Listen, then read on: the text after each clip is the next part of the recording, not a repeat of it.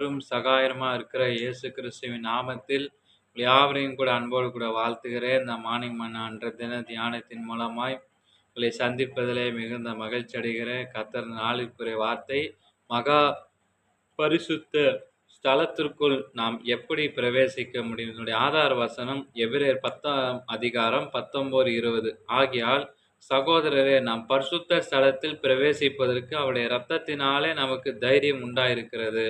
அன்பானவர்களே, இயேசுவினுடைய இரத்தத்தின் மூலமாக நாம ஆண்டுடைய பிரசன்னத்துல நுழைஞ்சு பெரிய ஸ்லாக்கியம்தான். ஆனாலும் உள்ளே பிரவேசிக்கிற அந்த உரிமை அவருடைய பிறப்பினால் கிடையாது. மாறாக அவருடைய மரணத்தின் மூலமாய் திரையை கிழிக்கப்பட்டதுனால உண்டாயிருக்கிறது.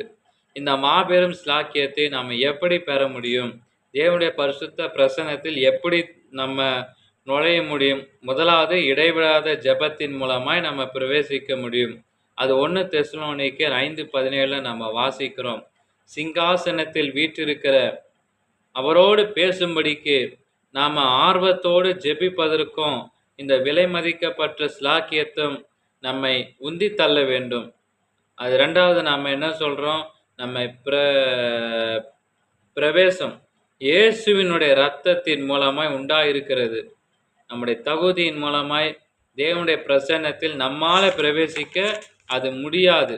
ஆனா இயேசுவினுடைய இரத்தத்தின் மூலமாக தூய்மையாக்கும் வல்லமையினால நம்மால நுழைய முடியும். இது எத்தனை பெரிய சந்தோஷம் தெரியுமா? தேவ சந்நிதியில் நாம தயக்கத்துடன் அல்ல, நம்ம ஜபத்தோடு நுழைவதற்கு நமது தகுதி அல்ல, கிறிஸ்துவின் தகுதியே ஆதாரம். ஆமென். ஜெபம் பண்ணிடுறேன். ஆண்டவரே, விசுவாசத்தினால் பிரசன்னத்தில் வருகிற பெரும் ஸ்லாக்கியத்தை எனக்கு தந்ததுக்காய் நன்றி.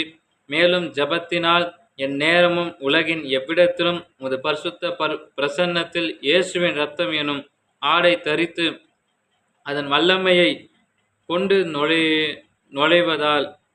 நுழைவதால் உமக்கு நன்றி. ஆமென்.